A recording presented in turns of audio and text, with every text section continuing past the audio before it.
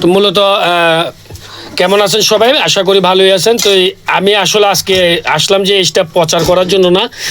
অনেকে হয়তো জানেন যে মানবিক শওকত একজন কিন্তু পুলিশ অফিসার ছিলেন। উনি কিন্তু আসলে এই মানবিক কাজের জন্য কিন্তু পুলিশের যে চাকরিরও তিনি কিন্তু বন্ধ করে দিয়েছেন এই মানবিক কাজ করার জন্য। যারা আসলে রাস্তাঘাটে পচা গলা মানুষ থাকে তাদেরকে নিয়েই মূলত উনি কিন্তু কাজ করে থাকেন। তো আপনারা জানেন ইতিমধ্যে হয়তো ফেসবুকে বা ইন্টারনেটে আপনারা দেখছেন যে নোয়াখালী 5 আসনে মানবিক শওকত কিন্তু কলম মার্কায় নির্বাচন করছেন। তো আমি চাচ্ছি যে নোয়াখালী যে 5 আসনের যে যারা আসলে যারা ভোটারগণ আছেন তারা মূলত মানবিক শওকত ভাইকে আসলে কলম মার্কায় ভোট দিয়ে স্বতন্ত্র প্রার্থী থেকে ওনাকে কিন্তু জয়যুক্ত করবেন।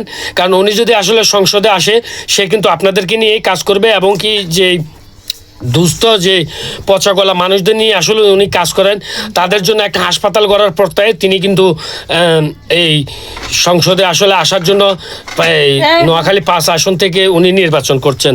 তো সবাই মূলত ওনাকে আসলে ভোট দিবেন। আর উনি কি বলতেছে ওনার কথাটা আপনারা একটু শুনেন মন দিয়ে।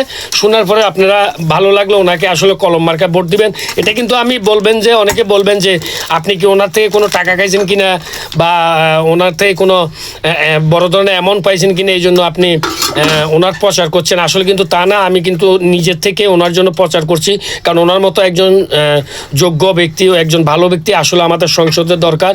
তো সবাই ওনার কথাটা শুনেন, শোনার পরে আসলে মূলত আপনি বিবেচনা করবেন যে ওনাকে ভোট দেওয়া যায় কিনা।